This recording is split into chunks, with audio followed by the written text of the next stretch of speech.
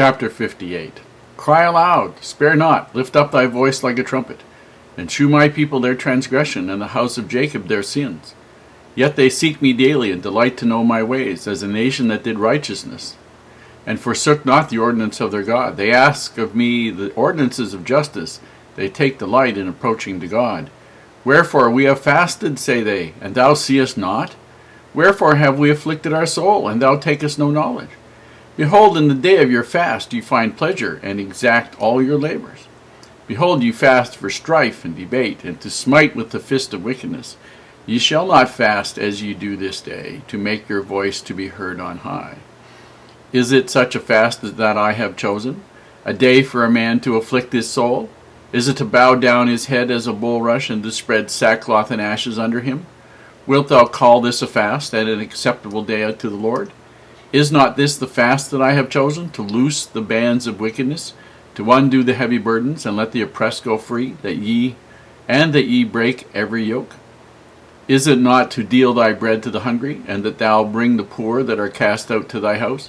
When thou seest the naked, that thou cover him, and that thou hide not thyself from thine own flesh? Then shall thy light break forth as the morning, and thine health spring forth speedily, and thy righteousness shall go before thee. The glory of the Lord shall be thy reward. Then thou shalt call, and the Lord shall answer. Thou shalt cry, and he shall say, Here I am. If thou take away from the midst of thee the yoke, the putting forth of the finger, and speaking vanity, and if thou draw out thy soul to the hungry, and satisfy the afflicted soul, then shall thy light rise in obscurity, and thy darkness be as the noonday. And the Lord shall guide thee continually, and satisfy thy soul in drought, and make fat thy bones, and thou shalt be like a watered garden, and like a spring of water, whose waters fail not. And they that shall be of thee shall build the old waste places. Thou shalt raise up the foundations of many generations, and thou shalt be called the repairer of the breach, the restorer of paths to dwell in. If thou turn away thy foot from the Sabbath, from doing thy pleasure on my holy day, and call the Sabbath a delight, the holy of the Lord, honorable, and shalt honor him, not doing thine own ways, nor finding thine own pleasure, nor speaking thine own words, then shalt thou delight thyself in the Lord, and I will cause thee to ride upon the high places of the earth, and feed thee with the heritage of Jacob thy father, for the mouth of the Lord hath spoken it. Here Isaiah is talking about the law of the fast. And fasting and prayer are the ways to make sure, properly done here, and this is what Isaiah is emphasizing, properly done, not just doing it because you think, oh, I can do this and we'll combine this with this body talk, detox, cleansing thing I'm going to do. No.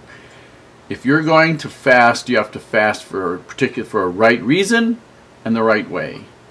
Otherwise, the Lord is not going to accept it at all, and this is the problem that these people are being chastised about by Isaiah.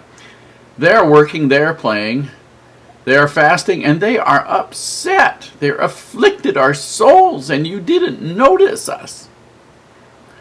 And the Lord is telling them, guess what?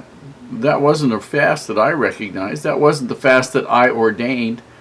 You are fasting for something that is not right. You're fasting for strife and misery and all kinds of things to happen to other people and all the rest of it, and that's not what a fast is for.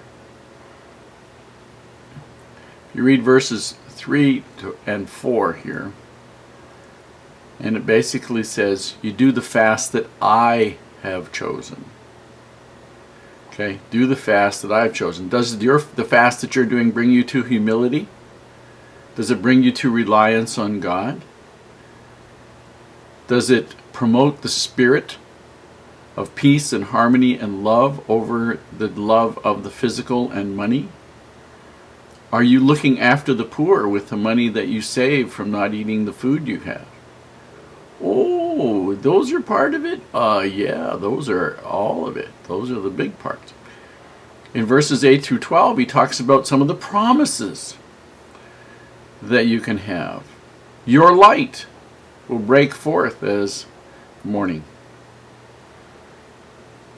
Not bad.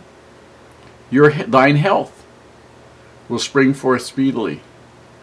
Oh, what would that be worth? that'd be worth a lot. In verse 8 he says something that everybody should really try for. Then shalt thou call, and the Lord will answer. How would you like to pray and get answers to your prayers?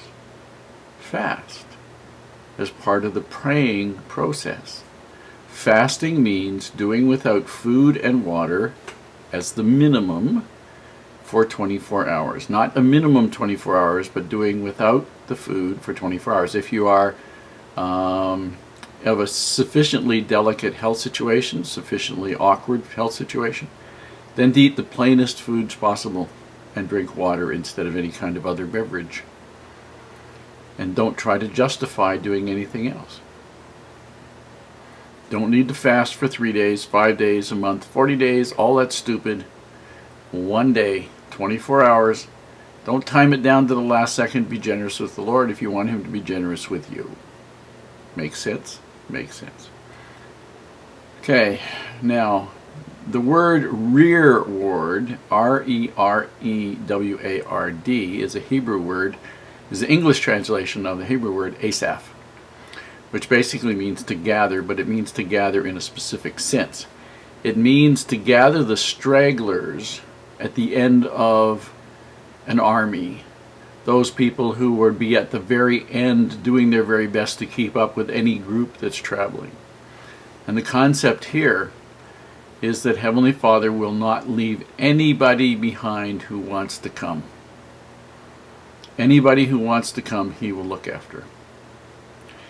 Now, verses 13 to 14 are the law of the Sabbath. And basically he says, if you just look and read it, it's very, very simple. You read it once already, go read it again. If you do this part, that's the part that you and I as individuals need to do. Then, then the word then comes, then God will do this part, which is His. Okay? Now, one definition, word heritage. Heritage comes from the same root word as becoming an heir or to inherit. So if the word heritage applies to you or to something you're going to get, that means you would be an heir. You would be an inheritor of it. Interesting concept when you be an heir to the things that God has. Somebody that has everything, and you're an heir with Christ. What a magnificent opportunity that would be.